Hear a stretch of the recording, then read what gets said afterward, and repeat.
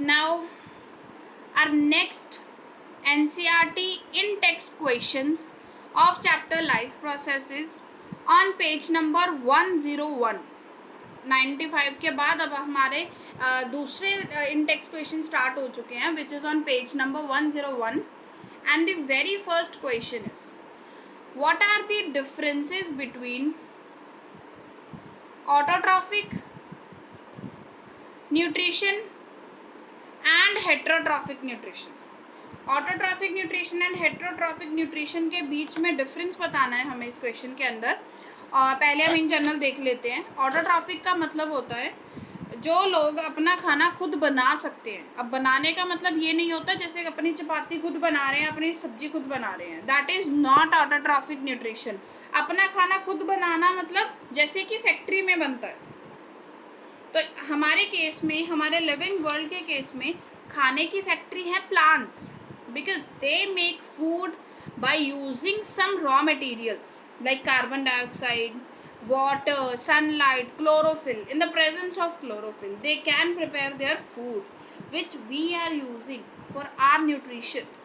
Heterotrophic nutrition is, अब हम रोटी बना रहे हैं तो आटा तो मार्केट से लेके आ रहे हैं ना, तो आटा कहाँ से आया? कनक को पीसने से आया, वीट को, गेहूँ को पिसवाने से आया। गेहूँ क्या है? It is a product of a plant. Clear? So autotrophic and heterotrophic nutrition में फर्स्ट डिफरेंस है हमारा, food is synthesised from simple inorganic raw materials. आपको पता है दो तरह के रॉ मटेरियल्स होते हैं, inorganic and organic. Carbon dioxide and water are inorganic raw materials. So food is synthesised from simple inorganic raw materials such as carbon dioxide and water. So in short, जो ये raw materials को use करके अपना खाना खुद बना पा रहे हैं, they are autotrophic. Heterotrophic, इनको हम producers भी बोलते हैं। Food is obtained directly or indirectly from autotrophs.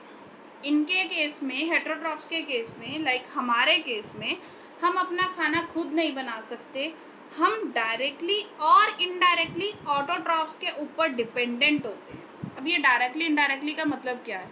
Directly dependent होते हैं हार्बीवोर्स, जो डायरेक्ट प्लांट्स को खाते हैं। इनडायरेक्टली डिपेंडेंट होते हैं कार्निवोर्स, क्योंकि ये खुद तो फ्लैश खाते हैं, बट जिसका फ्लैश ये खाते हैं वो आगे प्लांट्स खाते हैं।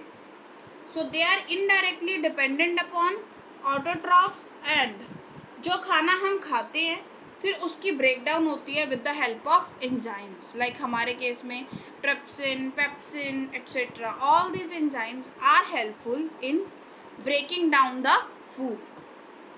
क्लियर? नेक्स्ट, ऑटोट्रॉफिक न्यूट्रिशन के अंदर क्लोरोफिल रिक्वायर्ड होता है, बिकॉज क्लोरोफिल का ही फंक्शन होता है सनलाइट को ट्रैप करना। सनलाइट ट्रैप कौन करता है? क्लोरोफिल। जब यहाँ पर हमने खाना ही नहीं बनाना तो क्लोरोफिल का क्या करना है? So there is no need of a chlorophyll, so chlorophyll is not required. Food is generally prepare during day time, because autotrophic nutrition के लिए प्रोसेस को क्या बोलते हैं? फोटोसिंथेसिस।